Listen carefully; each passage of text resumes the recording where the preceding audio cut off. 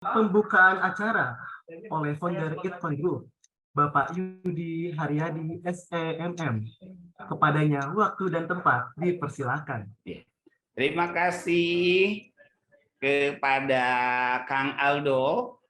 Kita secara khusus mendatangkan dari Korea Selatan. Ini artis dari Korea Selatan. Kalau dari Amerika, Pak. Indonesia sekarang ada di New York, ini tidak kalah hebatnya.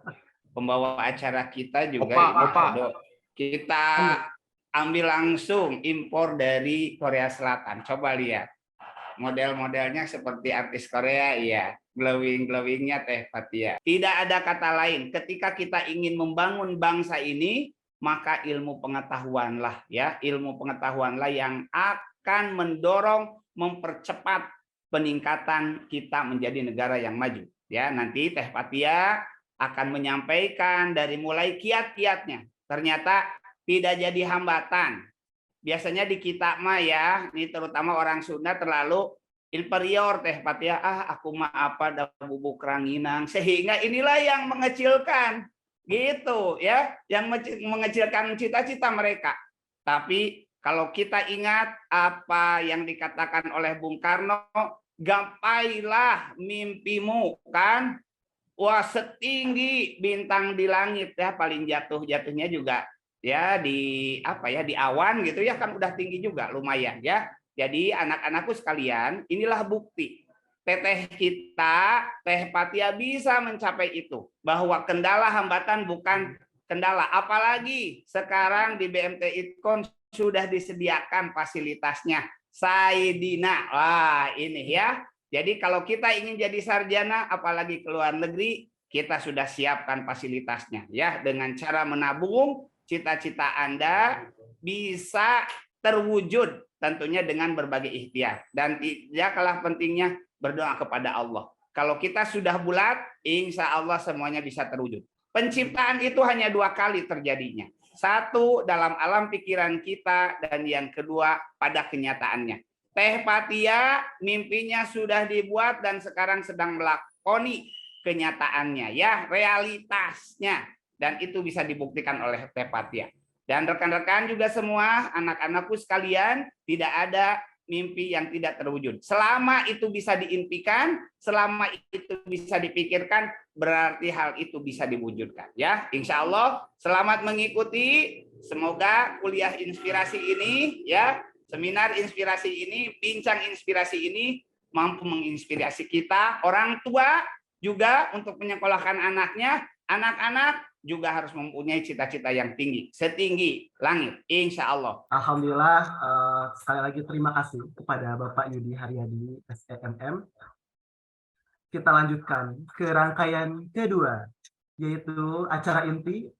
Program ini didukung oleh Saidina Simpanan Pendidikan Menuju Sarjana. Jadi tentunya pasti dibutuhkan juga lah dana-dana untuk mendukung pendidikan. Walaupun di Kolombia ini beliau adalah mendapatkan beasiswa LPDP untuk PTUD ya.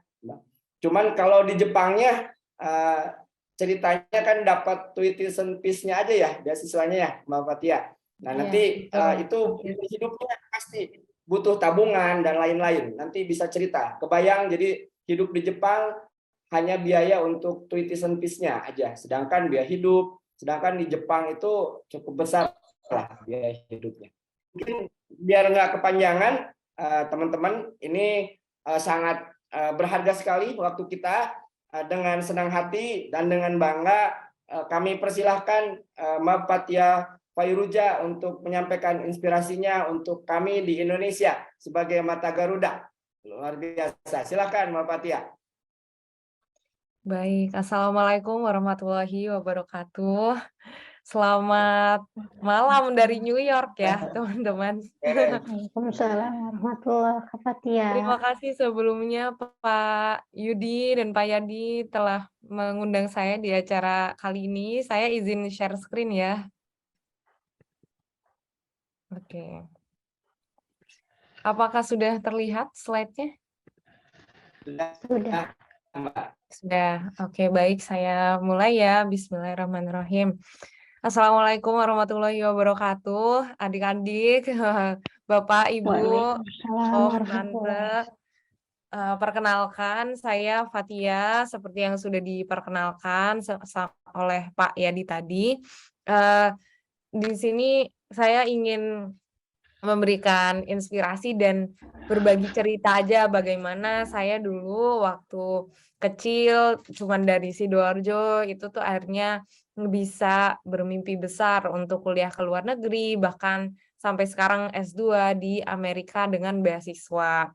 Nah, sebelum S2 di sini ada juga beberapa pengalaman saya kuliah belajar di luar negeri lainnya. Jadi saya itu sudah mulai sekolah di luar negeri mulai tahun 2016 itu ketika saya SMA.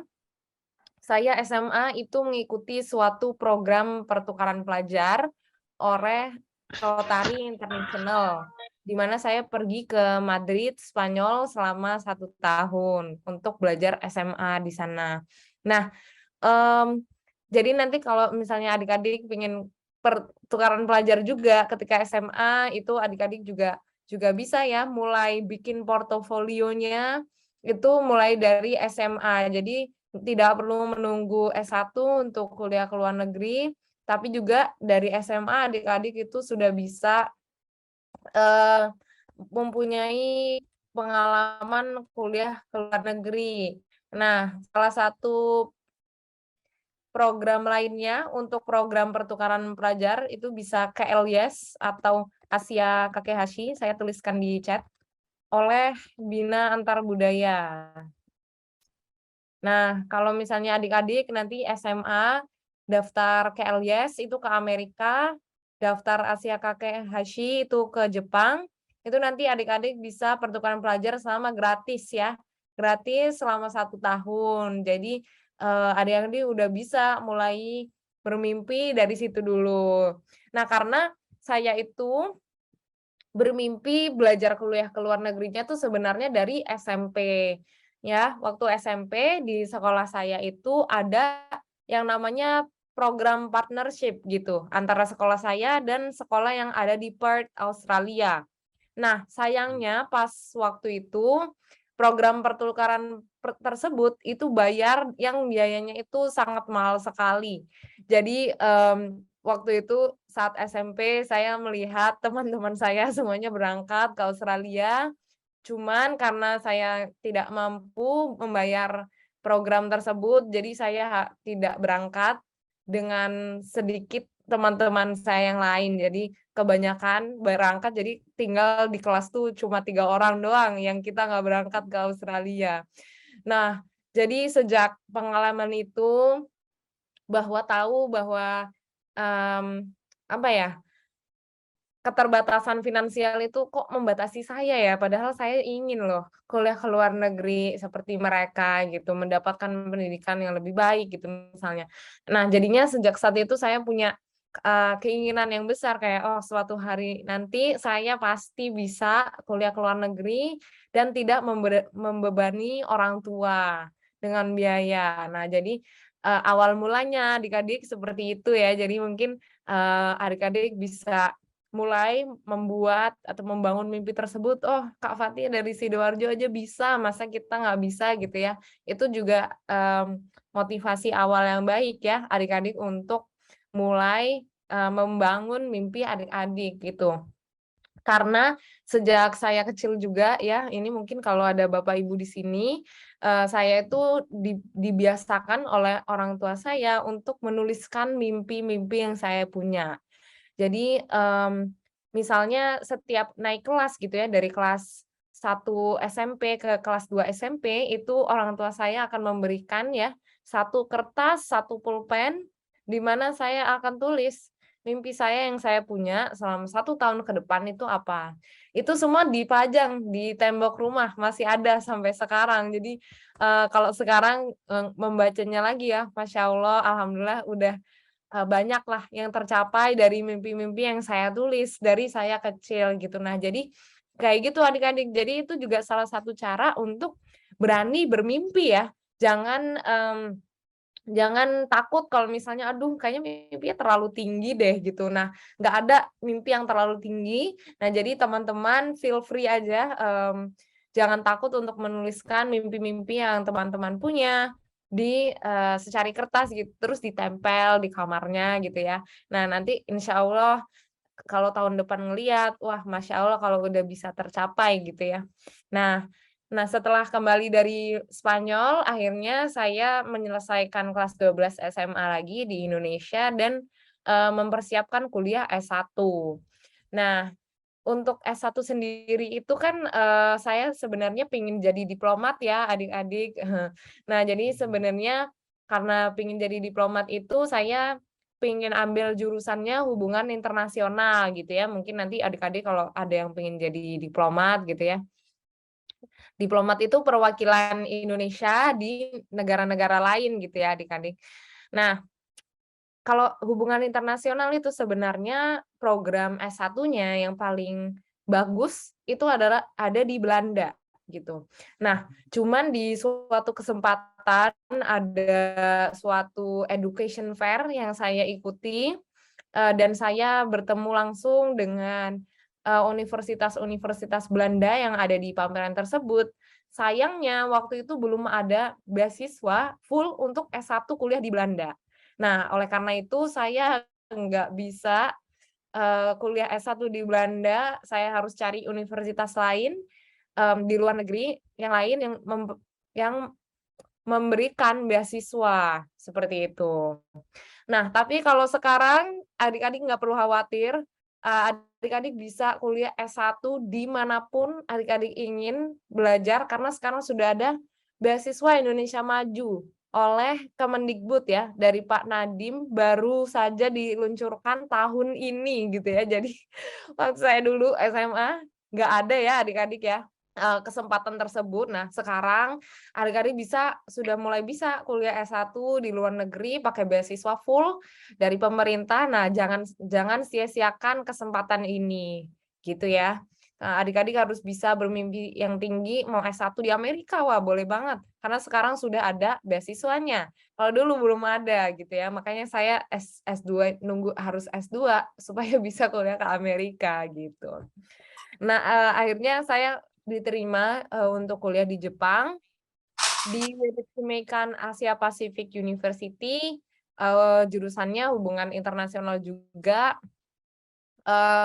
Betul kata Pak Yadi, saya baru lulus bulan September ini dan akhirnya saya memutuskan untuk lanjut langsung S2. Karena ternyata adik-adik untuk misalnya menjadi diplomat atau menjadi perwakilan Indonesia di Perserikatan Bangsa-Bangsa itu memang syaratnya itu membutuhkan S2 gitu ternyata. Jadi saya langsung saja daftar S2 dan alhamdulillah ya keterima di Columbia University dan diterima juga dengan beasiswa LPDP. Ya, selain itu karena tahu betapa susahnya waktu dulu mempersiapkan segala dokumen, tidak punya mentor, akhirnya saya mendirikan organisasi namanya Shape Your Life untuk membantu adik-adik SMA yang juga punya mimpi dia S1 di luar negeri, tapi minim mentor seperti itu. Jadi nanti mungkin kalau ada adik-adik SMA atau nanti kalau adik-adik udah SMA butuh bimbingan, kita ada mentorship gratis dari Shape Your Life gitu. Jadi nanti bisa banget ya kata Pak Yadi berkolaborasi dengan Saidina, itu saya bersedia sekali, mungkin nanti bisa diobrolin lebih lanjut ya Pak. Kebetulan saya pulang bulan Desember, mungkin bisa ketemu gitu. Siap, siap. Oke, lanjut ya adik-adik sebelum kita mulai mungkin kalau adik-adik ada yang pengen unmute gitu, kira-kira adik-adik pada pengen lanjut belajar di mana nih? Ada yang pengen cerita atau ngobrol? Silakan dari YPI, dari SD di Subang. Silakan kalau ada yang mau speak, ngobrol sama Iya. Mbak Fatia langsung. Iya, pengen kuliah kemana atau pengen SMA di mana gitu. Boleh, ayo.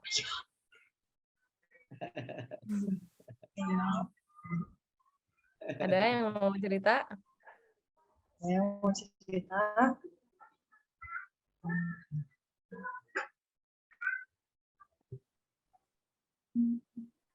Oke, mungkin nanti di akhir acara saya tanya lagi ya adik-adik ya. Jangan lupa disiapin tuh jawabannya mau kuliah di mana.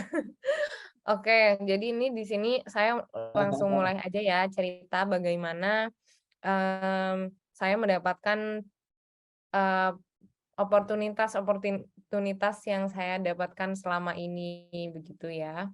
Nah, pertama-tama mungkin kalau misalnya adik-adik penasaran apa sih sebenarnya bedanya kuliah di Indonesia sama kuliah di luar negeri gitu. Nah, kalau di luar negeri itu yang pertama kalau misalnya masa orientasi itu nggak lama ya adik-adik. Kalau kuliah di Indonesia itu masa orientasinya itu biasanya berbulan-bulan bahkan ada yang 1 tahun karena ada banyak sekali rangkaian orientasinya ya. Tapi di luar negeri itu masa orientasinya cuman 1 minggu saja dan itu tuh benar-benar full untuk mengenal kampusnya lebih dalam gitu. Misalnya sistem-sistem internetnya seperti apa, terus gedung-gedungnya ada di mana saja dan lain-lain. Nah, selain itu kami juga bisa memilih mata kuliah dan pengajarnya sendiri. Jadi nanti kalau adik-adik sukanya matematika gitu, oh boleh pilih mata kuliahnya matematika sama dosen yang adik-adik mau gitu. Nah, tapinya ini sama-sama rebutan kelas, makanya kenapa nilai itu penting. Karena kalau di luar negeri, milih kelasnya itu ada tingkat prioritasnya. Jadi, siswa yang punya nilai misalnya di atas yang punya nilai IP di atas 3,5 itu bisa memilih kelasnya duluan. Terus baru yang IP-nya 3, terus baru yang di bawah 3 gitu. Jadi karena itu kita harus punya IP yang bagus supaya kita bisa milih kelas yang kita suka. Karena kalau milihnya terakhir-terakhir nanti udah habis dipilih sama yang udah milih duluan gitu. Nah, selain itu kita ada syarat lulusnya ini untuk S2 ya. Jadi sebenarnya syarat lulusnya itu mudah sekali. Kita hanya menyelesaikan 124 SKS. Kalau S1 di Indonesia itu 140 ya atau bahkan 144. Jadi lumayan lebih sedikit di luar negeri. Kita juga skripsi itu tidak wajib di luar negeri, tapi walaupun tidak wajib karena saya kemarin mau S2 jadi saya skripsi, tapi walaupun skripsi juga tidak ada sidang di luar negeri. Jadi kita langsung aja submit karena kami itu buat skripsinya, itu 2 tahun dibimbing full dengan dosen pembimbingnya. Jadi nggak perlu lagi di sidang karena kita sudah 2 tahun dibimbing sama dosennya. Lalu magang atau KKN itu tidak wajib ya, opsional dan kalaupun mau itu bakalan dibantu oleh pihak kampusnya. Seperti itu. Nah, mungkin kalau adik-adik ini ada buku catatan dan pensil, mungkin bisa dipersiapkan karena ini saya ingin menjelaskan tentang konsep Ikigai untuk adik-adik membangun mimpi adik-adik gitu ya. Coba disiapkan dulu catatannya. Minum dulu ya. Aus teh.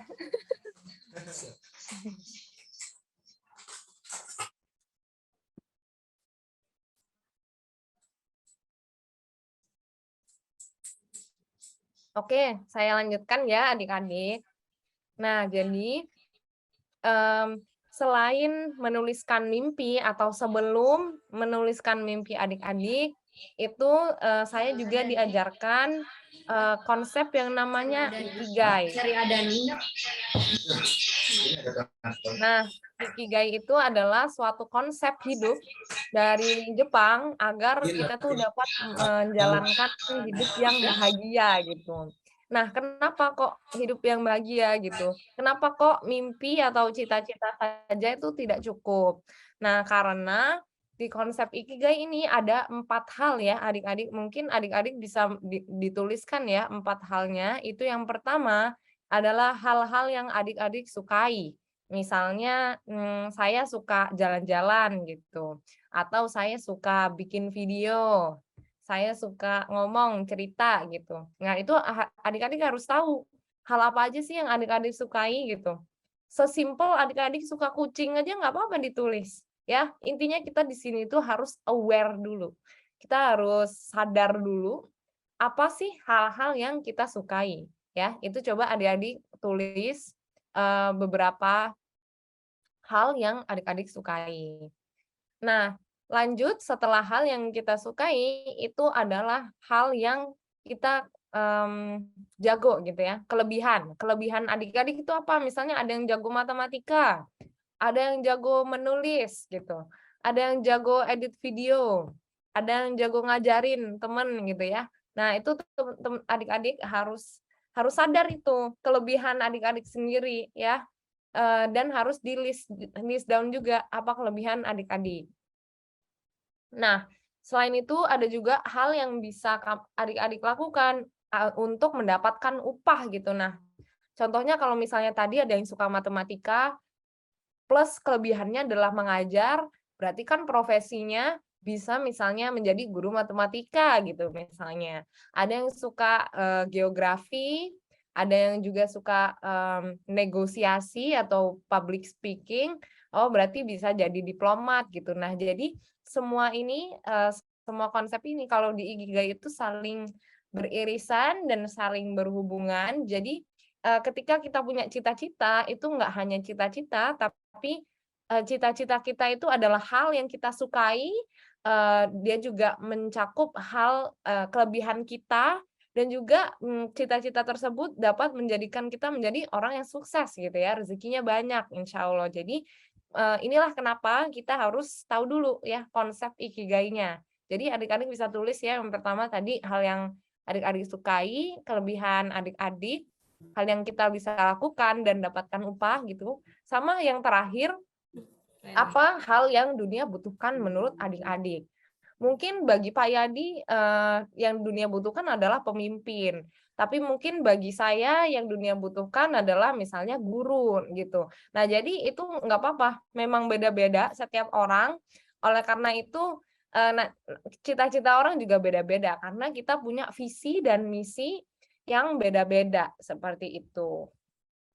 Jadi ini mungkin bisa diajarkan juga ya dari sekolah-sekolah karena ini belum banyak diajarkan. Nah, jadi mungkin Bapak Ibu guru atau Pak Yadi bisa mulai dikenalkan nih konsep Ikigai kepada anak-anak mulai dari SD, SMP itu akan bagus untuk menuntun mereka mendesain cita-cita mereka nanti seperti itu.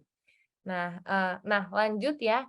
Nah, jadi contohnya ini saya pingin cita-citanya itu pingin jadi direktur di PBB ya, insya Allah.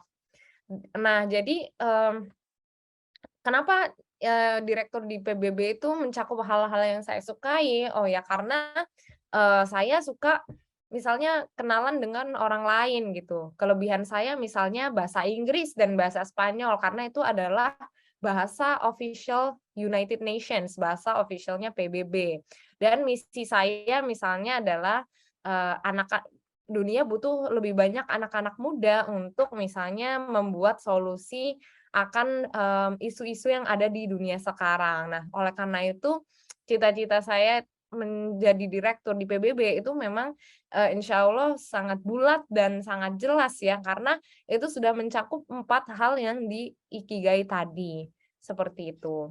Jadi itulah kenapa juga kayak saya sangat termotivasi untuk misalnya menggapai cita-cita tersebut, karena ya memang ini adalah hal yang saya sukai. Saya nggak akan capek untuk misalnya berusaha terus-terusan gitu ya, untuk mencapai hal ini karena ya memang ini adalah hal yang saya sukai. Nah, itu tadi pentingnya Ikigai karena kalau misalnya aduh capek mengeluh gitu ya. Nah, itu kan berarti nggak suka gitu ya. Itu nggak suka berarti nanti di tengah jalan pasti bakalan berhenti itu perjuangannya kalau tidak suka dulu gitu.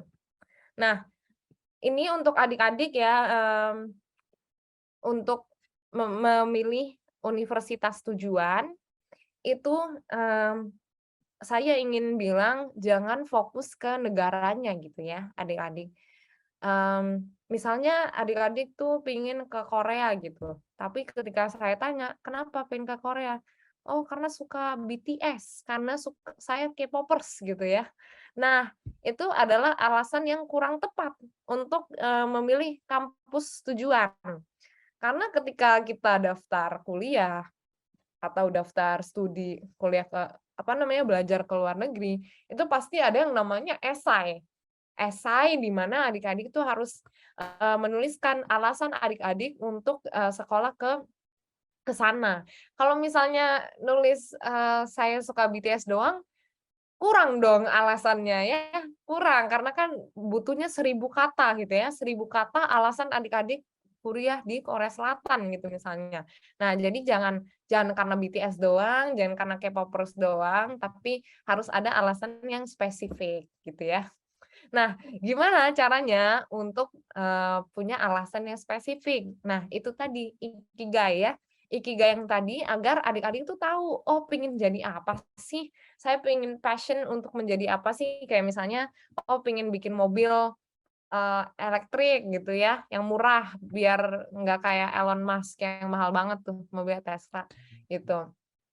Jadi adik-adik harus tahu dulu passion-nya apa. Nah, misalnya pengen bikin mobil, oh berarti kan, step sebelumnya harus misalnya belajar electrical engineering gitu misalnya ya, teknik apa ya, teknik elektro ya.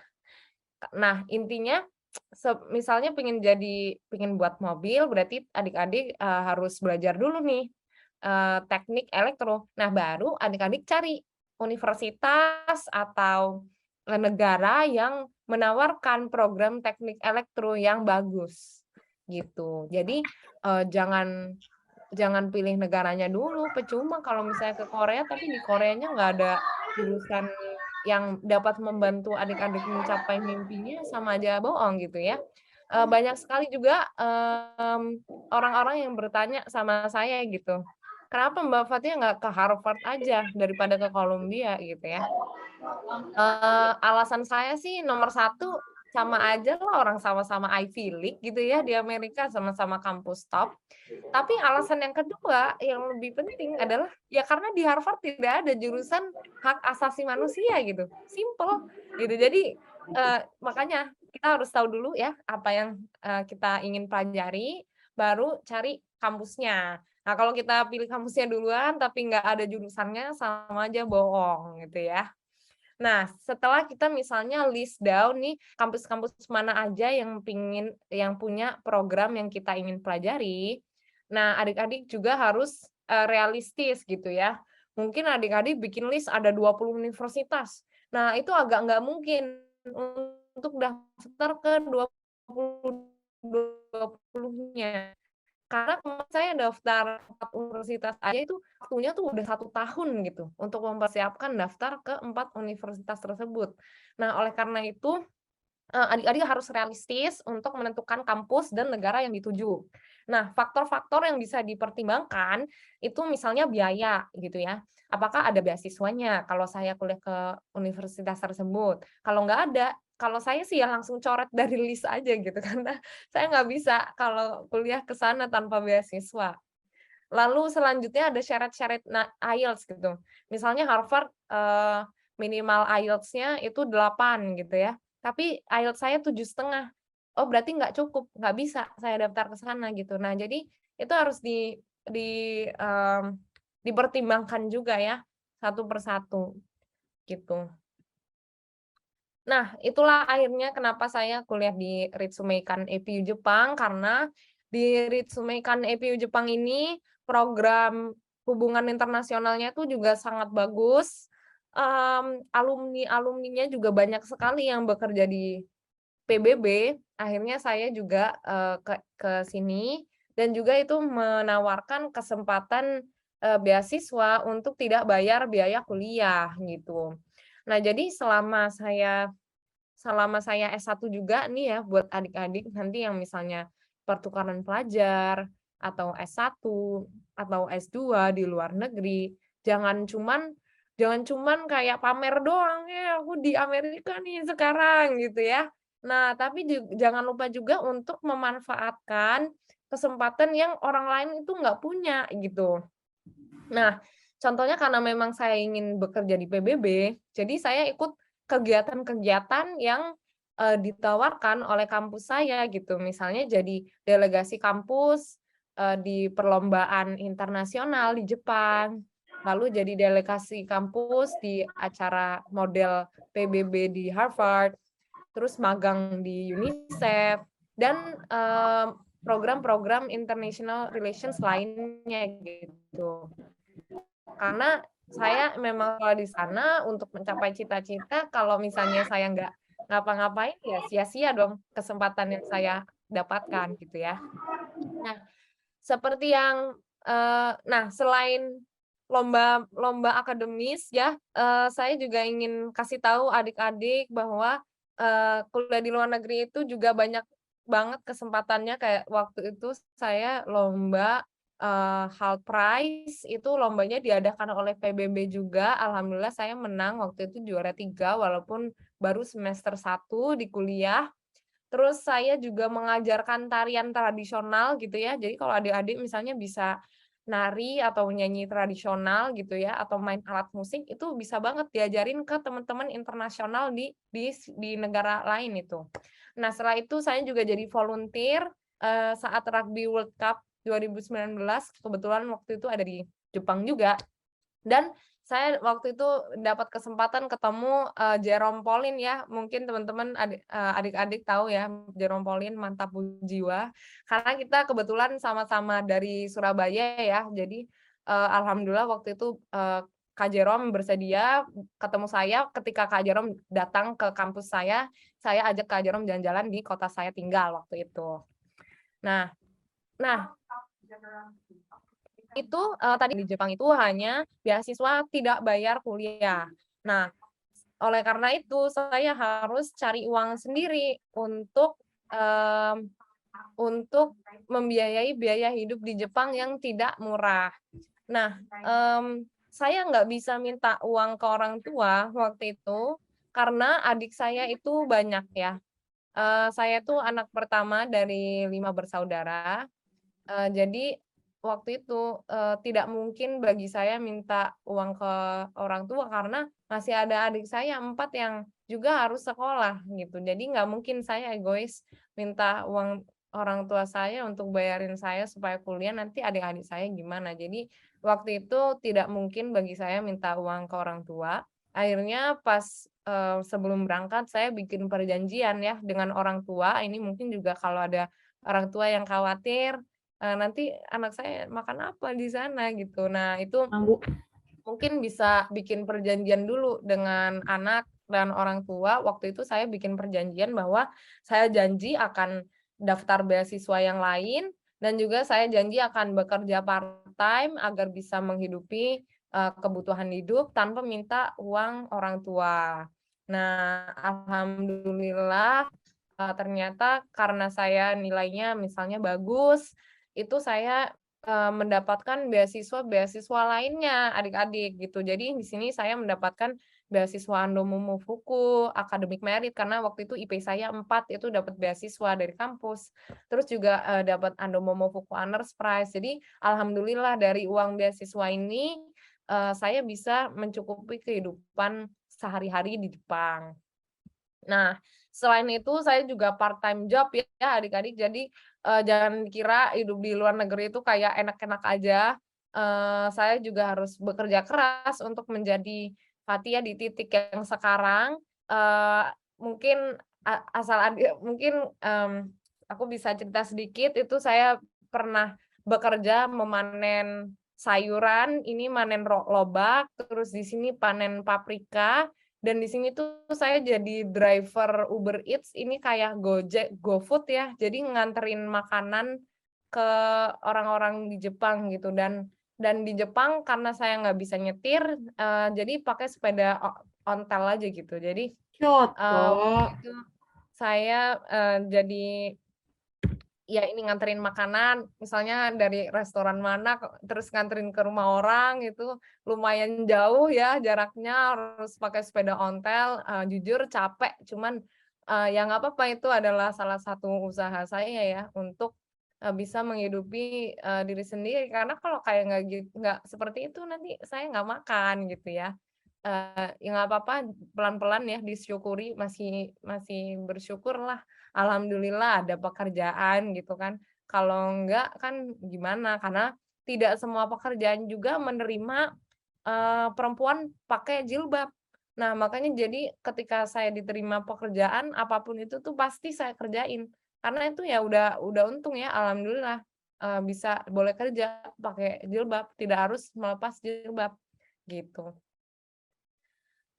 Nah, ini mungkin, buat adik-adik yang pengen kuliah, ke luar negeri, ini adalah beberapa persyaratan yang pasti diminta gitu ya, mungkin bisa dicatat atau di-screenshot gitu ya. Yang pertama itu pastinya language proficiency ya adik-adik. Jadi kalau misalnya mau kuliah ke luar negeri yang berbahasa Inggris, ya otomatis adik-adik harus ambil, sertifikasi bahasa Inggris seperti IELTS atau TOEFL. Tapi kalau misalnya ke Jepang dan memang kampusnya berbahasa Jepang, mungkin pasti ambil sertifikasinya yang bahasa Jepang. Jadi disesuaikan aja dengan kebutuhan, tapi kebanyakan sih IELTS atau TOEFL. Yang kedua ada application form dan application fees. Nah, jadi ketika kita mendaftar belajar di luar negeri atau kuliah di luar negeri, itu tuh kita harus ngisi form dan bayar biaya pendaftaran juga. Nah, ini yang perlu disiapkan juga dari sekarang, karena kemarin itu saya daftar 4 itu alhamdulillah 2-nya sih nggak perlu bayar ya. Cuman walaupun bayar 2 juga itu berat sekali, karena sekali bayar itu bisa $150, itu 3 juta kurang lebih ya, untuk daftar saja. Belum tentu keterima itu 3 juta ya. Jadi itu adalah hal-hal yang kita harus persiapkan sebelum mendaftar. Bahkan language proficiency ya, IELTS juga harganya 3 juta. Nah, ini 2 ini udah 3 juta sendiri gitu ya. Nah, jadi itu memang perlu ya menabung dari sekarang gitu. Kemarin saya juga dari part time job panen lobak, panen paprika itu juga ya nggak dibuat seneng-seneng kalau ada uang lebih. Karena ya saya ada kebutuhan untuk misalnya daftar S2, ini kan nggak bisa minta orang tua biayanya gitu. Nah, jadi adik-adik harus rajin nabung ya, kalau misalnya ada uang saku lebih. Nah, yang ketiga itu ada CV atau resume, itu isinya, profil adik-adik dan pencapaian adik-adik. Lalu yang keempat ada esai, ini yang saya bilang tadi ya, alasan adik-adik kenapa sih kok harus kuliah di kampus tersebut gitu. Kenapa kok harus adik-adik yang diterima daripada orang lain. Nah, itu harus jelas. Yang kelima ada rapor ya, rapor SMA atau S1. Nah, ini kalau misalnya sekolahnya sudah bilingual, mungkin bisa diminta ke sekolahnya langsung aja, rapor yang pakai bahasa Inggris. Karena kalau misalnya bahasa Indonesia, itu nanti adik-adik harus menerjemahkan ke bahasa Inggris oleh penerjemah tersumpah, ya, dan itu biayanya mahal. 1 lembar 70.000. Nah, jadi itu kan uang lagi tuh. Nah, uang lagi ini ya. Nah, terus, yang keenam ada surat rekomendasi. Jadi adik-adik harus minta surat rekomendasi dari guru, yang menuliskan bahwa, oh, misalnya si Ayah ini saya rekomendasikan untuk kuliah ke sini gitu ya. Biasanya juga pakai bahasa Inggris surat rekomendasinya. Sama yang terakhir sertifikat penghargaan. Nah, ini yang paling penting nih adik-adik ya. Jadi adik-adik di SMA, di SMP harus rajin-rajin ikut lomba. Nah, lombanya bisa di jenis apapun ya. Kalau misalnya jagonya matematika, boleh matematika, kalau jagonya bahasa Inggris, boleh bahasa Inggris. Jadi harus, apalagi kalau buat anak-anak SMA yang mau ke S1, ini tuh sangat penting ya. Ini tuh sangat penting dan, beasiswa Indonesia Maju itu juga, mewajibkan pendaftar untuk punya, at least paling tidak itu menang 1 perlombaan nasional. Nah, jadi itu adik-adik harus persiapkan ya dari sekarang. Nah, Mungkin ini untuk sekedar informasi aja, bahwa jenis-jenis beasiswa ke luar negeri itu ada banyak ya, tidak cuma satu jenisnya. Contohnya yang saya dapatkan di Jepang. Di Jepang itu tuition reduction scholarship atau biaya potongan SPP saja. Nah, kalau misalnya sekarang LPDP atau Beasiswa Indonesia Maju yang adik-adik bisa daftarkan untuk kuliah S1 di luar negeri, itu fully funded ya dari pemerintah Indonesia. Itu udah termasuk semua mulai dari biaya kuliah, biaya hidup, uang visa, uang tiket perjalanan, semuanya di-cover, jadi adik-adik nggak perlu khawatir, bahkan kalau misalnya hemat ya bisa menabung dari uang beasiswa itu. Ada juga yang parsial ya, beasiswa ini tuh biasanya cuman, uang hidupnya aja atau uang, sakunya aja.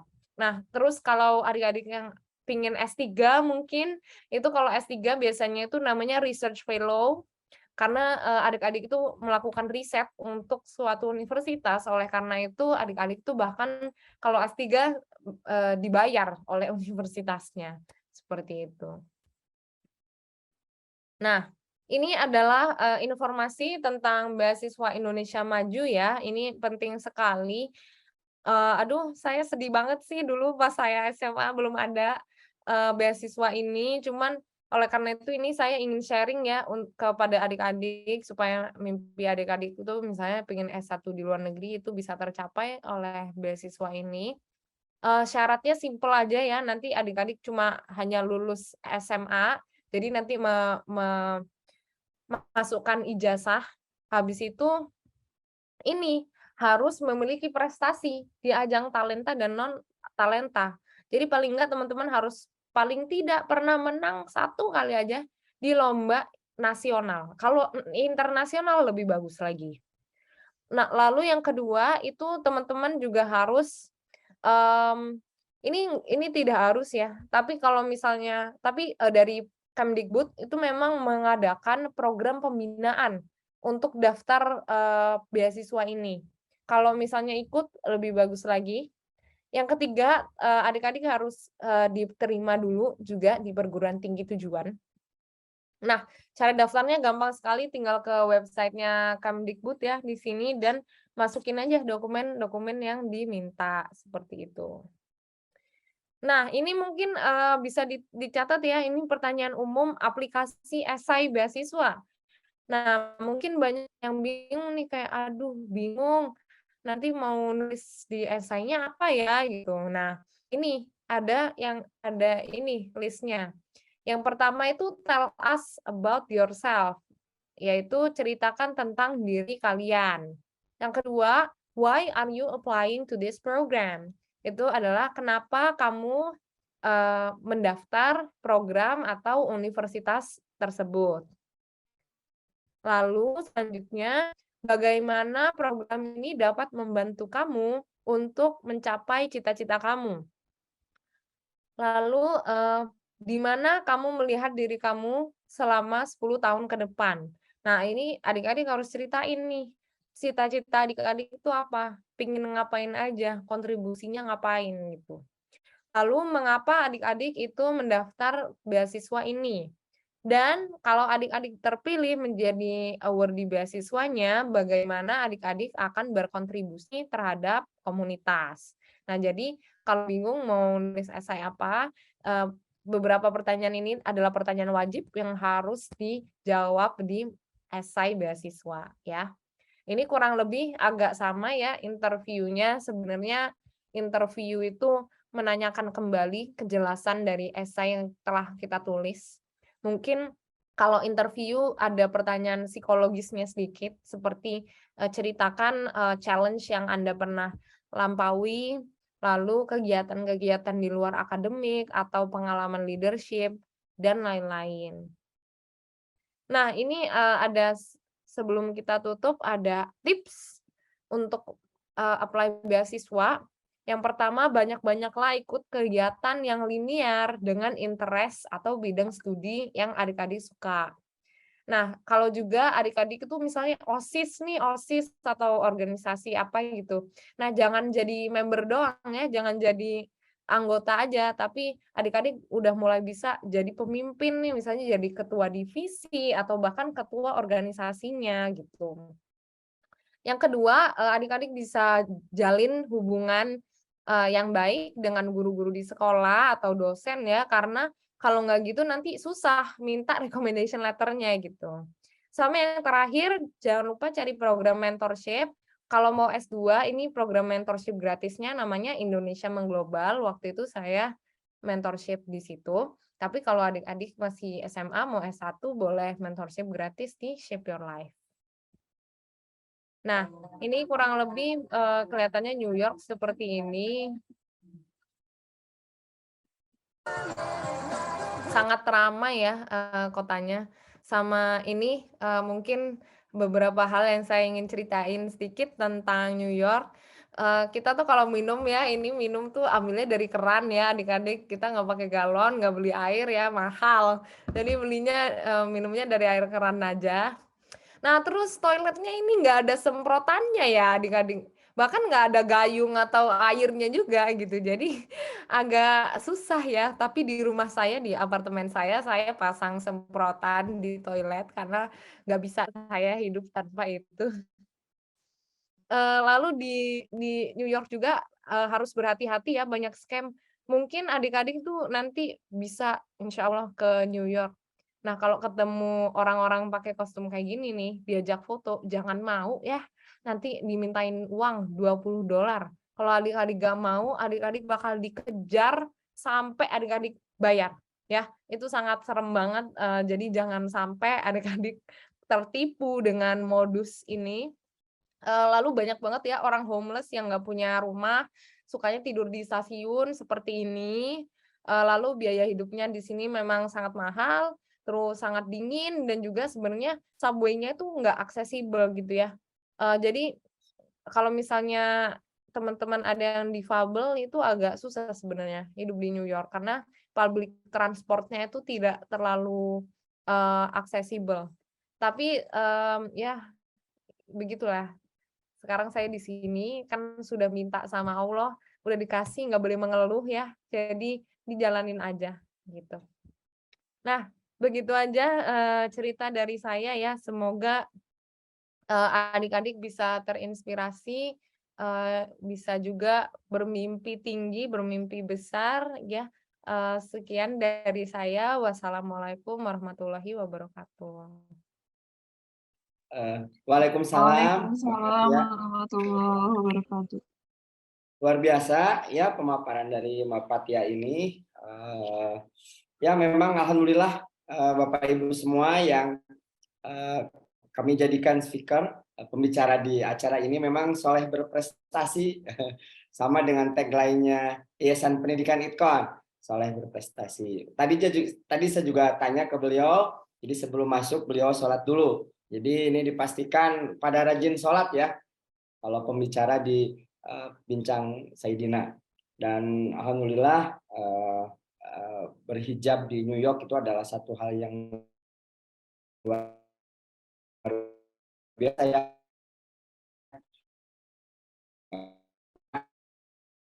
Di UN ya, langsung di gedung PBB, di headquarternya, di markas besarnya PBB di New York. Kemudian tadi pernah dapat beasiswa Anglo Momoku ya, Moka atau apalah. Apa Mbak Fatia ya, kue nisin yang sering kita nikmati di Asia.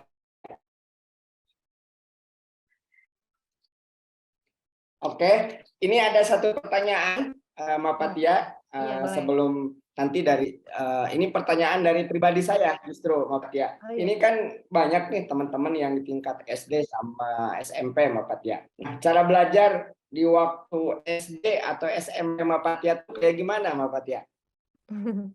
Oh iya, jadi Pak sebelumnya saya tuh SD dan SMP-nya bukan di sekolah negeri ya. Saya waktu itu SD dan SMP-nya di sekolah alam. Mungkin kalau pengen dicari tahu namanya Sekolah Alam Insan Mulia Surabaya. Nah jadi metode belajarnya itu justru malah kita tidak terlalu banyak PR gitu ya. Jadi dulu saya nggak pernah sama sekali pulang ngerjain PR karena ya waktu belajar saya efektif 8 jam. 8 jam di sekolah itu harus efektif. Jadi pulang-pulang itu nggak boleh kita belajar lagi karena itu pulang waktunya istirahat. Terus juga jadi agar di sekolah kita tuh tidak ngantuk, terus juga semangat belajar baru. Terus selain itu juga metode pembelajarannya waktu SD dan SMP itu saya ingat sekali itu sangat interaktif gitu ya. Jadi misalnya kalau belajar matematika atau belajar ilmu pengetahuan alam gitu ya, dulu belajar daun atau misalnya pohon gitu ya, ya saya langsung keluar kelas, langsung cari daunnya gitu. Jadi memang benar-benar sangat aplikatif ke dunia nyata, nggak hanya teori aja yang diajarkan di dalam kelas, seperti itu. Selain itu apalagi ya, mungkin, kalau di SD dan SMP saya itu juga nggak ada sistem nilai ya, Pak. Jadi dulu kita tuh nggak tahu nilai ujian kita tuh berapa. Karena kalau misalnya jelek itu nanti kita pressure gitu. Nah, jadi kalau misalnya jelek biasanya gurunya langsung ngasih jam belajar tambahan ke siswanya masing-masing tanpa siswa lain tahu, supaya ya biar nggak membanding-bandingkan antara siswa satu dan lainnya aja sih, gitu. Mmm, lalu lalu tidak ada sistem ranking juga. Jadi, orang tua saya tuh nggak pernah pusing ya sama ranking saya gitu. Eee, iya itu tidak perlu ya menurut saya. Terus jadinya waktu saya SMA di SMA negeri, pertama kalinya tuh tahu sistem ranking gitu ya. Nah, orang tuh pada sibuk banget gitu ya, "Anak anak kamu, ranking 1 nggak?" Nah, itu mama aku nggak pernah pusing ya, mama saya itu nggak pernah pusing, ranking, kita yang penting kita tetap belajar di rumah, terus juga, kegiatannya itu juga balance gitu ya. Saya waktu itu ketua OSIS kebetulan, habis itu juga lomba-lomba juga. Jadi intinya, jangan memaksakan satu hal kepada anak gitu ya. Jadi misalnya, matematikanya bagus, bahasa Inggrisnya nggak bagus, ya nggak apa-apa jangan dimarahin gitu, karena kan kita nggak punya kapasitas untuk bisa bagus dalam segala hal gitu ya. Itu sih menurut saya yang saya itu bersyukur karena saya tuh dari dulu nggak pernah dipaksa belajar itu saya nggak pernah dipaksa, saya juga nggak pernah dipaksa untuk harus jadi ranking 1 itu saya nggak pernah, malah itu dari diri saya sendiri yang pingin akhirnya ketika udah tahu sistem ranking itu. Eee, iya, terus saya juga dibebaskan dalam artian kayak, oh pengen lomba boleh didukung gitu ya. Terus juga kalau misalnya pengen berorganisasi juga didukung gitu. Jadi, terus juga mau kuliah di mana itu terserah pilihan saya, didukung. Nggak pernah tuh, "Kamu nanti harus SMA di SMA top nomor 1 di Surabaya ya." Nah, nggak pernah seperti itu. Nah, itu semua adalah kembali dari diri kami sendiri-sendiri. Adik-adik saya juga nggak ada yang pernah dipaksa untuk harus seperti Kakak gitu ya.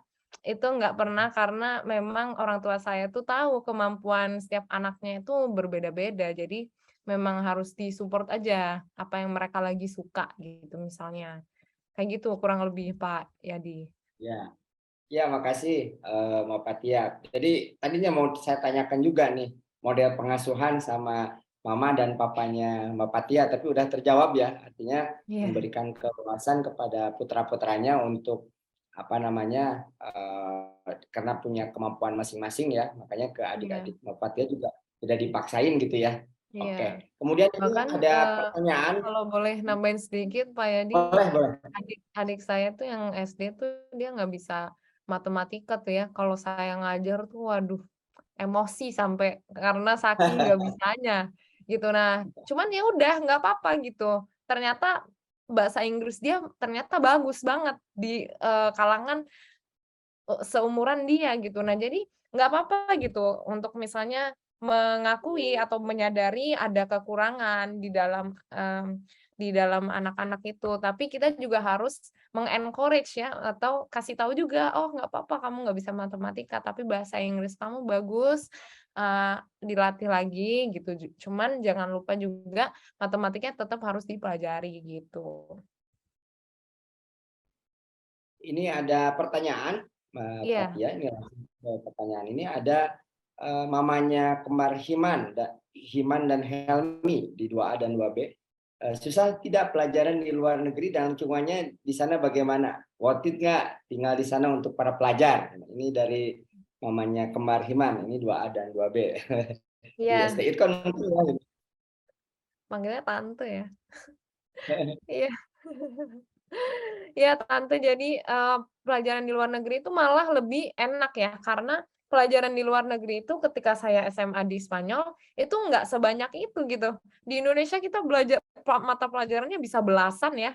Nah, di sana itu kita udah mulai dijuruskan ya, pembelajarannya mulai dari SMA gitu. Jadi di SMA ya saya belajar misalnya ya IPS aja, nggak usah tuh belajar yang lain gitu. Jadi pembelajarannya itu sudah sangat ter sesuai dengan kebutuhan dan minat anak-anak. Jadi kita nggak overwhelm juga, nggak terlalu ngerasa kayak, aduh, terlalu banyak nih sama tugas-tugasnya gitu.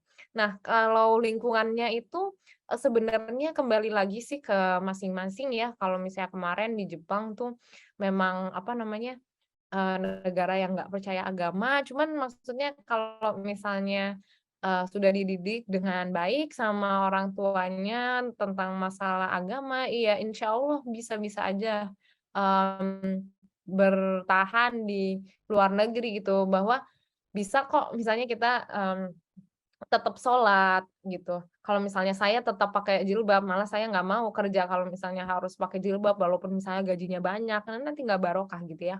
Nah jadi, insya Allah kalau misalnya sudah dibekali dengan cukup, itu pasti, bisa survive dan apa namanya, tidak ikutan kegiatan yang aneh-aneh gitulah ya.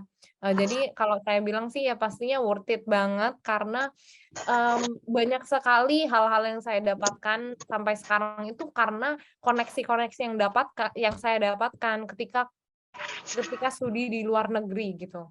Kayak misalnya, oh saya bisa jadi pembicara waktu itu ke Filipina karena waktu itu saya kenalan sama teman saya yang orang Filipina gitu.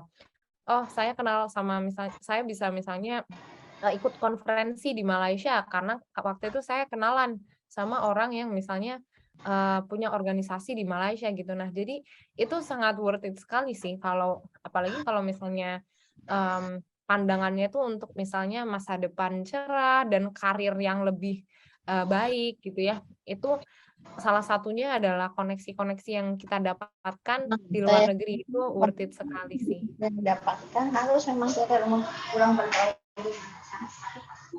Ya, Ya, itu makasih Mbak Fathia. Kemudian ini satu lagi dari Ibu Anggun. Walaupun dari Sidoarjo, mendoknya udah agak hilang. Ini kedua anaknya di SD, tetapi kurang tertarik bahasa Inggris nih. Tapi pada maulah pasti belajar ke luar negeri. Saran dari Mbak Fathia nih biar anak-anak seneng lah ada dalam budaya berbicara dalam bahasa Inggris. Supportnya seperti apa Mbak Fathia? ya. Jadi kalau saya pribadi itu kenapa suka bahasa Inggris karena waktu itu sering ini nonton film-film Disney pakai bahasa Inggris. Jadi, mulainya sesimpel aja dulu, jangan langsung dipaksa, "Kamu les bahasa Inggris ya, Dek," gitu. Nah, itu jangan seperti itu. Jadi mulai dulu misalnya dia main game, oh main gamenya pakai bahasa Inggris, atau kayak nonton YouTube atau dengerin lagu, atau kayak misalnya nonton film yang bahasa Inggris. Nah, itu kalau saya tuh kalau nonton film-film bahasa Inggris tuh selalu didampingi sama orang tua saya, sama ibu saya terutama. Itu jadi suka ditanyain, misalnya di filmnya ngomong kata-kata ini gitu ya. Nah, mama saya suka nanya, "Ayo, itu tadi Mbaknya bilang apa?" gitu. Misalnya saya salah, dibenerin gitu.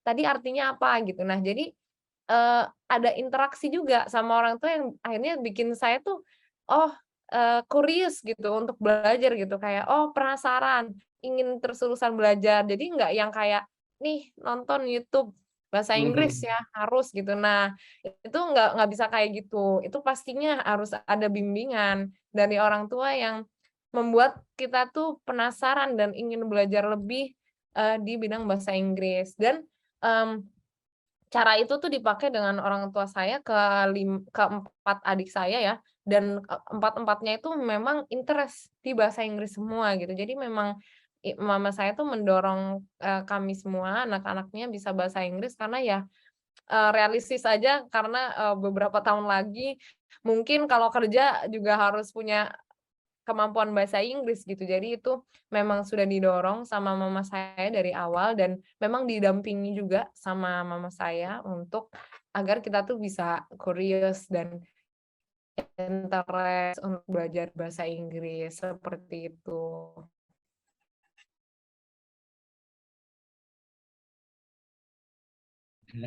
Thank you Bapak Tia. Mbak Anggun udah terjawab ya. Iya. Ini ada satu lagi nih mitra juga Bu Arin. Ini ada Bu Arin on cam aja. Bu Arin ini Tra-Idcon juga, anggota dari BMT Idcon. Mana Bu Arin?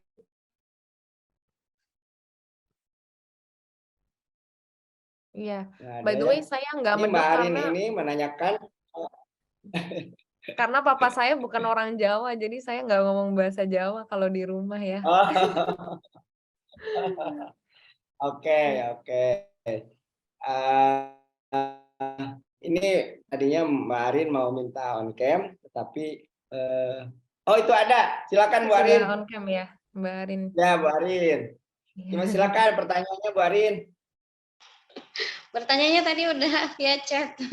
Salam kenal Ya. Mbak Fatia. Assalamualaikum Ya, salam warahmatullahi kenal Mbak Arin. Luar biasa sekali, menginspirasi. Salam kenal dari saya.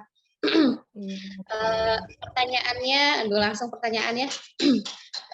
Pasti Mbak Fatia itu jadi sosok yang sekarang ada seseorang yang menginspirasi, baik orang tua, apa guru, dan yang paling berpengaruh itu kira-kira siapa gitu. Karena kan saya juga punya cita-cita mau keluar negeri ya, tapi ya itu tadi seperti yang Pak Yudi bilang waktu di awal, apalah kita mah hanya sebubuk ranginang katanya ya, atau apalah kita mah hanya buih di lautan. Nah, hal-hal gitu memang jadi mengecilkan kita, dan dengar Mbak Fatia ini presentasi tadi ya luar biasa, sangat menginspirasi. Ya mudah-mudahan kalau nggak saya nanti yang keluar negeri anak-anak saya yang sekolah di sana. Nah, Ya, paling iya itu aja sih, apa tokoh atau siapa yang paling menginspirasi atau benar-benar mendorong nih Mbak Fatia bisa sampai sejauh ini. Terima kasih Kang Yadi, hatur nuhun pisan.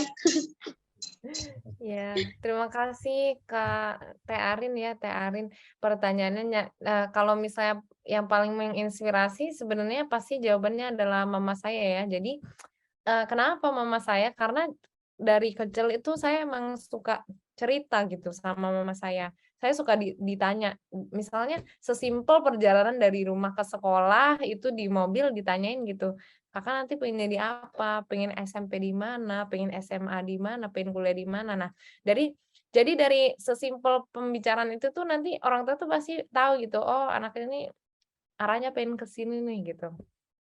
Nah, sebenarnya inspirasi saya tuh adalah mama saya, karena mama saya tuh cuma lulusan SMA ya, Teh Arin. Jadi saya, ya alhamdulillah bisa banggain keluarga ya, salah satu yang pertama di keluarga bisa kuliah sampai S2 gitu ya. Mama saya bahkan cuma sampai SMA aja, pendidikannya. Nah, terus juga mama saya tuh dulu memang punya mimpi untuk ikut pertukaran pelajar ke luar negeri. Cuman waktu itu, beliau belum lolos pertukaran pelajar tersebut. Nah, dari pembicaraan di mobil tadi, itu beliau sering cerita mimpinya dia dulu pas kecil, apa yang tercapai, apa yang belum tercapai gitu. Nah, jadinya saya termotivasi gitu kan. Bahkan saya nggak tahu gitu, pertukaran pelajar itu apa sih gitu. Nah, tapi karena beliau ceritain mimpinya beliau yang belum tercapai waktu itu, saya jadi juga pingin gitu.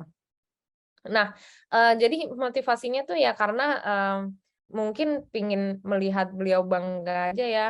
Mungkin beliau nggak bisa, tapi anaknya sekarang bisa gitu.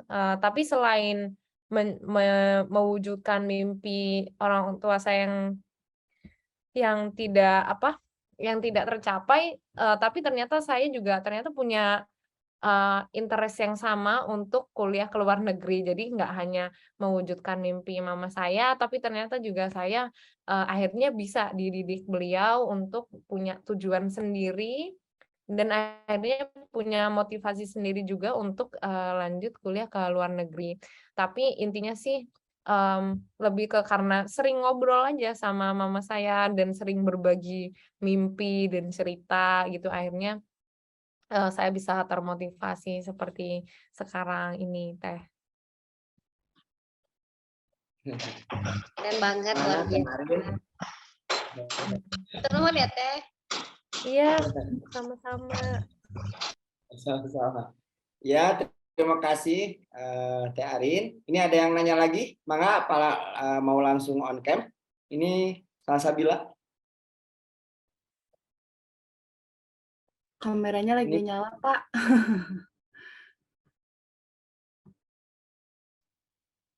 Halo. halo, Iya. ya silakan. Kebetulan Nah. kameranya nggak ada di ini, jadi nggak bisa pakai kamera. Boleh, silakan. Siap. Ya, Kak Fatia, salam kenal.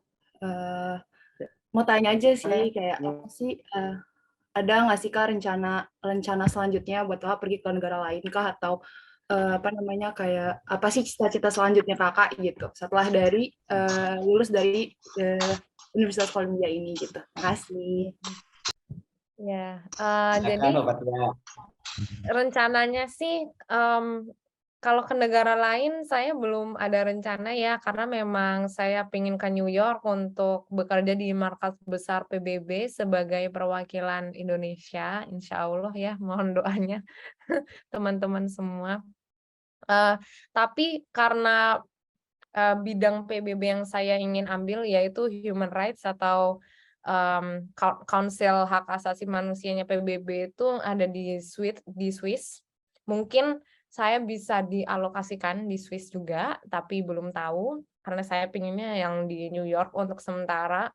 Tapi setelah mungkin beberapa tahun di PBB, saya pastinya kembali ya ke Indonesia untuk menjalankan organisasi saya, yaitu Shape Your Life Indonesia itu tadi. Ya, itu udah dijawab sama Kak Fatia, Mbak Salsabila ya. Siap, Silakan. Ya, jadi banget Kak. mau di Amerika dulu. Wah, keren ini. Ada yang lagi yang mau bertanya, Bapak Ibu sekalian? Dan ini sebelum dilanjut pertanyaan, ini ada iklan dulu sebentar, ada promo nih. Nah, yang hari ini mau pembukaan Saidina dan udah ada di booking satu nih sama Bu Hani. Dia mau Saidina 500.000 per bulan sampai nanti anaknya ke kuliah. Jadi udah dapat. Jadi promonya yang daftar hari ini Saidina hari ini nanti bisa hubungi di customer service kami di Koperasi Syariah BMT Ikon itu dapat 200.000 untuk setoran pertama dan berlaku untuk 20 orang. Jadi bisa menghubungi customer service dari BMT Ikon dan siapa cepat dia dapat. Jadi untuk 20 orang pertama dan tinggal 19 orang lagi karena yang satunya udah diborong sama Teh Hani. Teh Hani apakah on cam?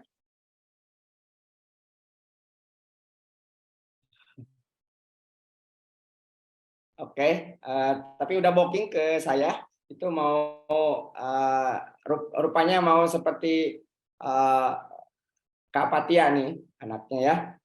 Oke, ini dari Saidina. Jadi ada 19 lagi. Silahkan untuk menghubungi customer service kami atau chat di kami di di meeting chatnya. Silahkan nanti akan kami catat.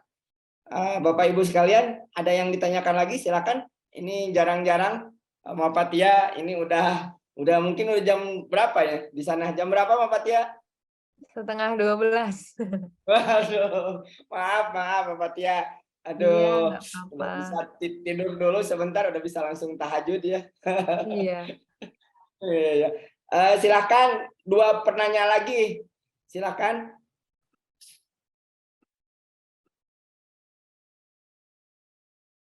Mbak Fatia, nanti kalau kembali ke Indonesia, ditunggu di Koperasi Syariah BMT Itkon dan Yayasan Pendidikan Itkon ya. Kami Ya, sangat siap. welcome Siap, Pak untuk Yadi. Mbak Fatia. Barangkali ada yang bisa dikolaborasikan untuk kebaikan bersama. Tadi bisa kerjasama di sektor lain, membantu teman-teman yang unprivileged untuk bisa kuliah lebih tinggi lah, kuliah belajar di luar negeri. Dan bisa saya sampaikan di sini bahwa Koperasi Syariah BMT Itkon mempunyai anggota lebih dari 24.000 dan hampir 70%-nya adalah ibu-ibu hebat ya, ibu-ibu hebat, ultramikro, tetapi mempunyai usaha walaupun ultramikro bekerja ya. Nanti diharapkan Mbak Fatia bisa memberikan inspirasi. Tadi disampaikan Mbak Fatia bahwa mamahnya Mbak Fatia juga lulusan SMA, tapi putra-putranya luar biasa, S2-nya di Kolombia. Jadi Ivy Village itu ada 8 universitas ya Mbak Fatia. Ya. Itu ada Harvard, ada University of Pennsylvania, ada Columbia, ada aduh lupa lagi lah. Nanti Mbak Fatia bisa. Yale. Ya. Princeton ya, Yale. Lain-lain. Nah itu nanti bisa lihat. Jadi ini sangat tadi saya juga chat sama teman-teman. Jadi alhamdulillah banyak menginspirasi. Silakan untuk 2 orang lagi, Mbak Fatia. Ini udah mau jam 12 malam di New York.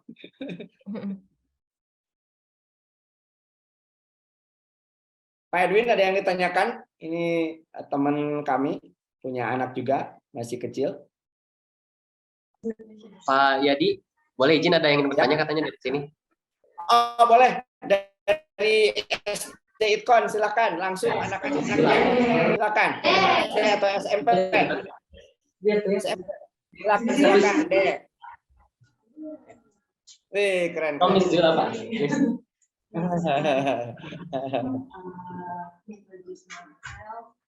I am the teacher in grade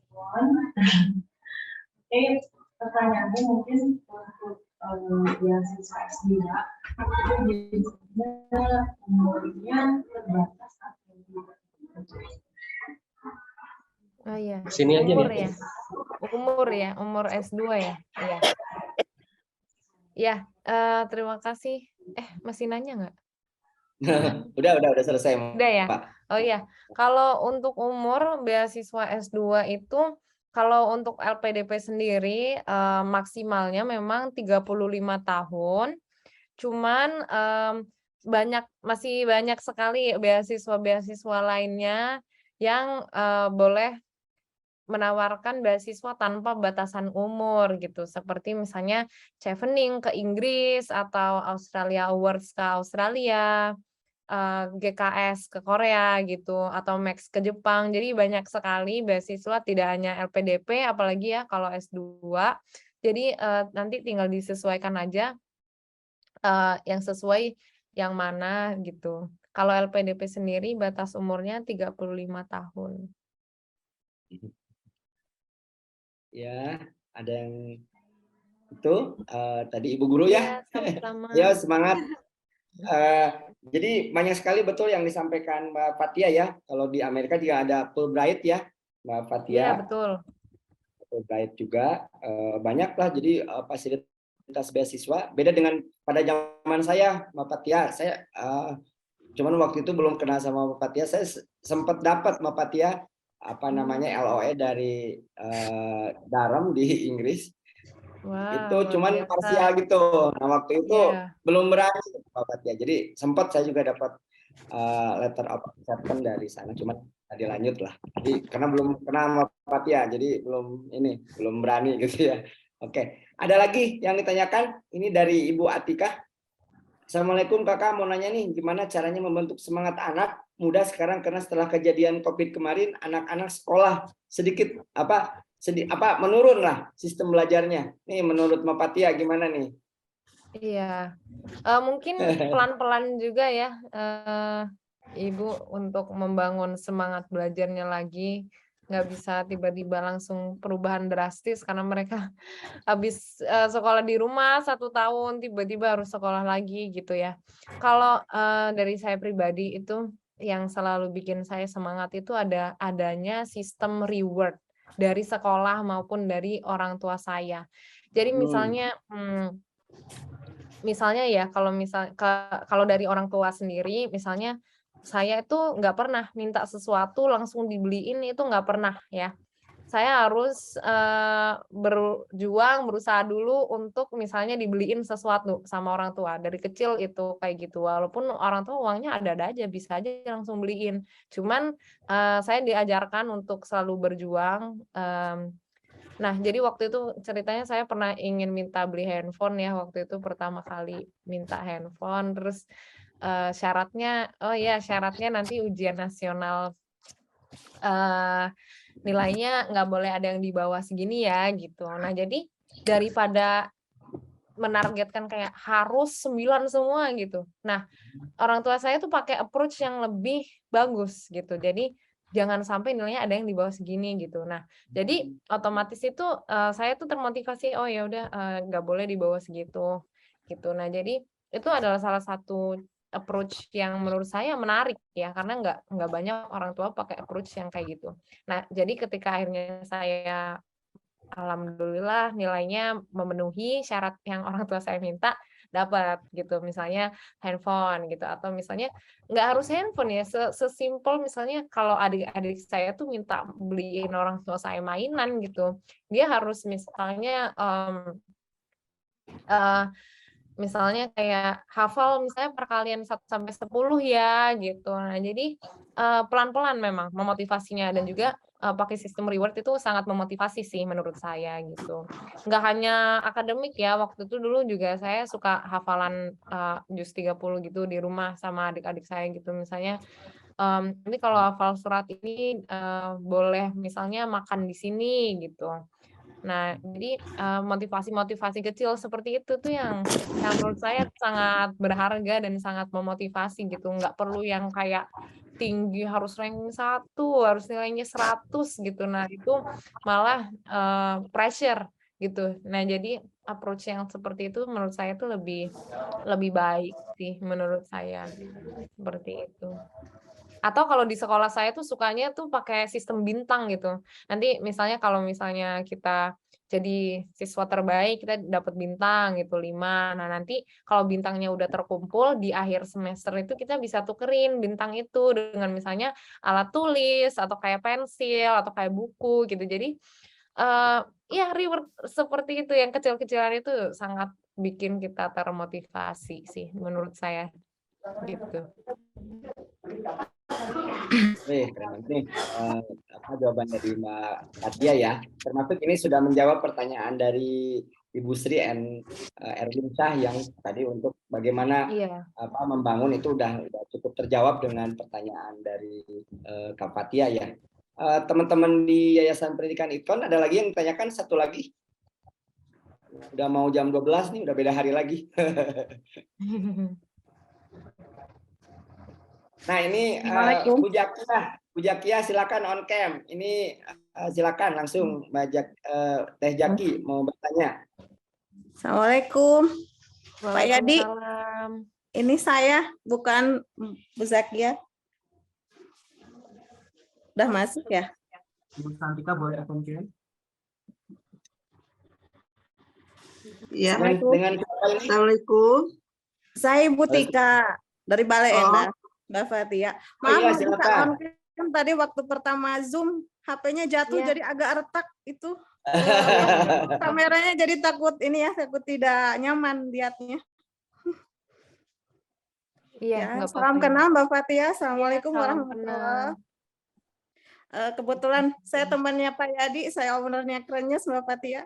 Oh iya, waduh, Ibu enak sekali. Makaroni saya bawa ke New York, Ibu. Ya, terima kasih. Jazakillah khair. Ini kebetulan Mbak Fathia mau tanya. Saya tuh dulu kan sempat tertarik ke sekolah di luar negeri karena ikutan pameran yang tadi Mbak Fatia bilang ya, pameran-pameran Ya, edukasi pameran ya, pendidikan ya. universitas ya. Nah, kira-kira kalau sekarang itu masih ada nggak ya? Saya udah lama tuh nggak pernah lihat lagi gitu. Saya dulu sempat, kebetulan sempat dapat beasiswa juga dari James Cook di Australia. Cuma ya gitu ya Mbak Fatia, karena dulu kan mentor nggak ada ya, jadi saya terhambat sama beberapa dokumentasi yang akhirnya harus dengan ikhlas dilepas gitu. Kebetulan nih anak 2 sekarang sudah mau SMA. Oh ya. Kebetulan ada yang tertarik untuk sekolah di luar dan kebetulan bahasa Inggrisnya excellent banget gitu. Oh, Masya Allah. Sekarang sudah bisa nulis novel bahasa Inggris Mbak Fatia, anak Wah, saya. Masya Allah. Makanya diterbitkan aja itu. Sudah baru di itu ya. Nah sekarang masih ada nggak? Pertanyaan saya masih ada ya? Enggak pameran-pameran itu? Ya, sekarang itu kan karena COVID kemarin sempat nggak ada, sekarang itu sudah mulai ada. Kemarin saya sempat mempromosikan beberapa pameran pendidikan yang ada di Jakarta. Mungkin kalau misalnya ada lagi, biasanya saya selalu share di Instagram. Mungkin kalau mengikuti Instagram saya bisa update kalau misalnya ada pameran pendidikan yang offline. Boleh di chat ya nanti ya IG-nya Mbak Fatia. Iya, mungkin nanti Pak Yadi bisa share juga. Oh gitu ya, siap. Ya dia aja. Ya, makasih Mbak Fatia informasinya. Ya, sukses sama-sama. selalu. Assalamualaikum. Amin. Waalaikumsalam. Makasih Teh pertanyaannya. Mudah-mudahan putranya kayak Mbak Fatia nih. Amin. Kemudian ini Teh Jaki juga nanya nih. Teh Jaki, mangga silakan.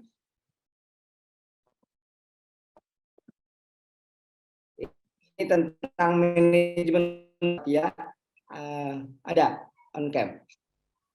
Bertanya anak SD biar bisa. Nah ini ada. Silakan Teh Jaki. Silakan. Ya Mbak Fatia, itu pertanyaannya udah ya saya share di obrolan.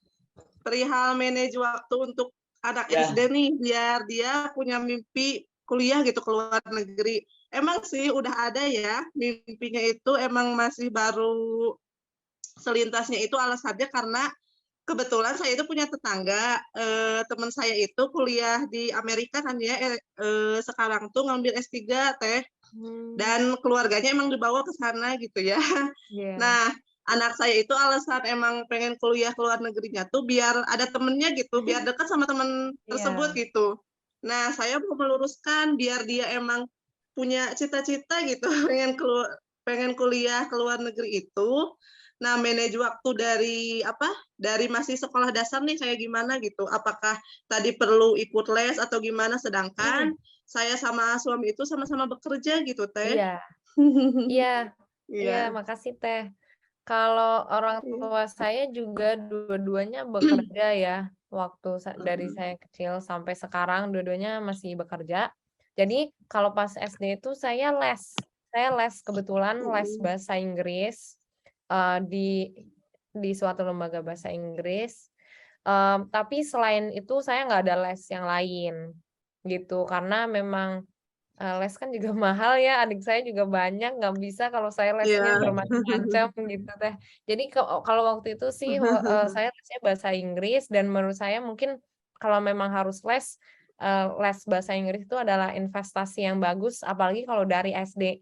Saya kebetulan les bahasa Inggris juga dari SD, dari kelas 3 SD sampai kelas 11 SMA itu nggak berhenti saya les bahasa Inggris sampai tamat levelnya di les-lesannya itu.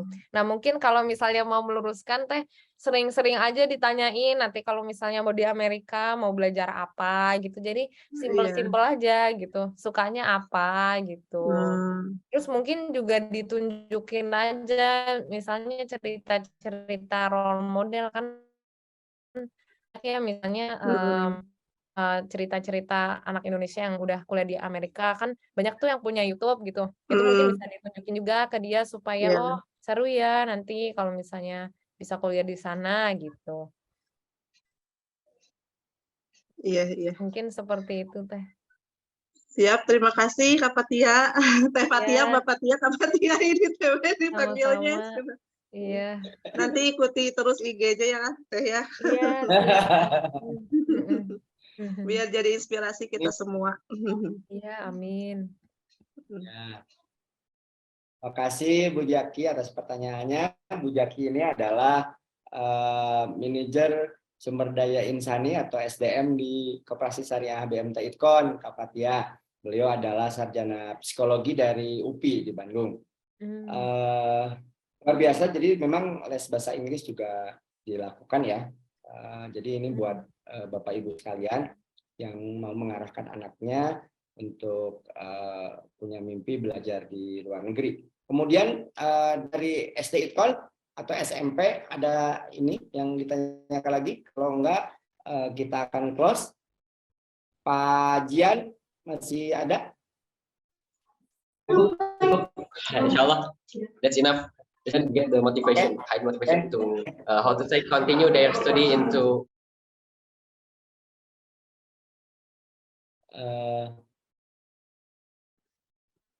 Oke, siap. Terima kasih, sangat luar biasa sekali Mbak Fathia atas waktunya. Mungkin udah tengah malam di New York. Kalau kita udah siap-siap mau Jumatan, mudah-mudahan kita doakan Mbak Fathia bisa menyelesaikan pendidikan S2-nya. Dan kita tunggu nanti rekaman wisudanya di Columbia University. Kalau di Apunya saya udah nonton, sangat merinding banget. Nanti bisa menginspirasi lagi di Columbia, salah satu universitas bergengsi di dunia. Ada 3 presiden yang lulusan dari Columbia, termasuk ada 3 presiden termasuk Barack Obama. Kemudian Hamilton juga lulusan dari sana, salah satu pencetus dari United States of America. Bapak Ibu sekalian, ini saya sampaikan juga bahwa di Yayasan Pendidikan Idkon sekarang lagi PPDB lah kalau bahasa Indonesianya. Silahkan yang mau admission. Ini tagline-nya adalah soleh berprestasi. Bisa seperti Fathia. Salah satunya lulusannya adalah insya Allah minimal 2 juz itu hatam. Fathia ya. Sistem belajarnya juga keren, Mbak Fathia, seperti mirip-mirip lah yang disampaikan dengan Mbak Fathia. Belajarnya cukup full, kemungkinan jarang PR dan lain-lain. Nah, kemudian bilingual sedang digalakan dan mudah-mudahan ke depan ada sistem visit ke luar negeri atau kayak sandwich kayak gitu ya, di summer berapa bulan summer time di Singapura atau di mana lah.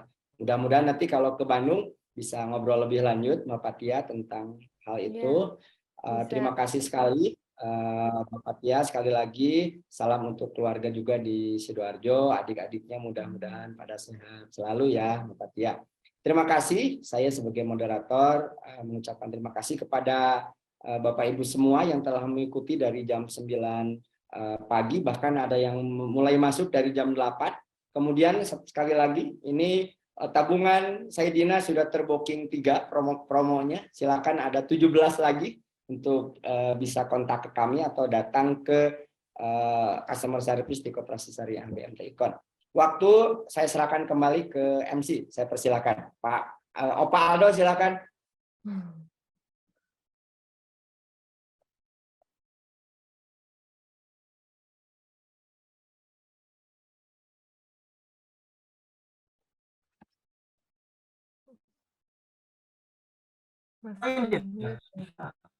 Alhamdulillah alamin, jazakallah khair kepada Bapak Yadi Haryadi dan juga Kak Fathia, luar biasa sekali ya, alhamdulillah.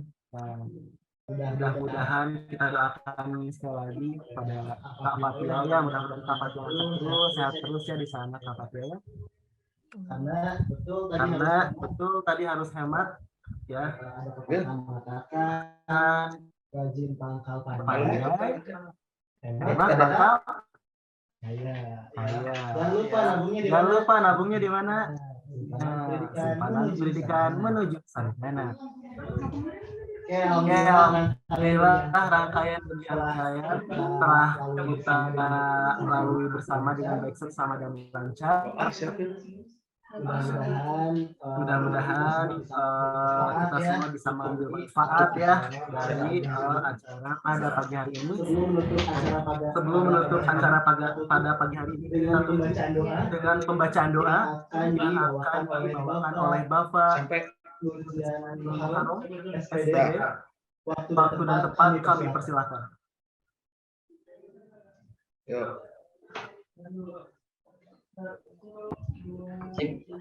Ada suaranya, Pak Yedi. Aman.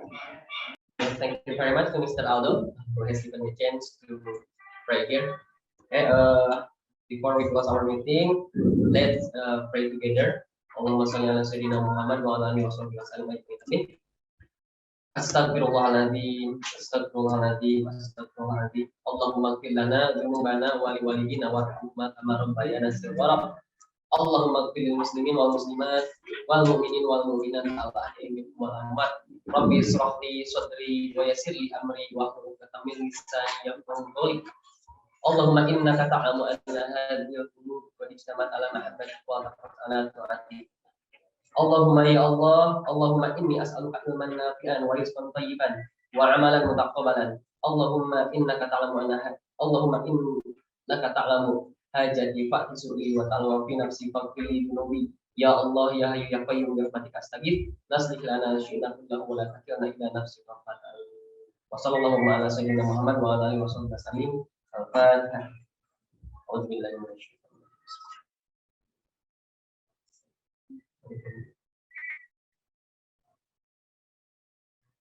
Okay, that's all, and I'm sorry for your mistake. Thank you very much. Wassalamualaikum warahmatullahi wabarakatuh. Waalaikumsalam warahmatullahi wabarakatuh.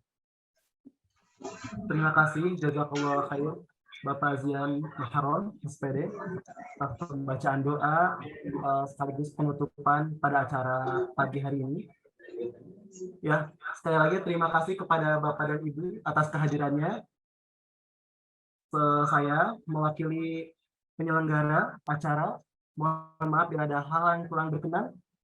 Saya Aldo Hardiansyah, pamit undur diri dari hadapan Bapak dan Ibu. Akhirul kalam.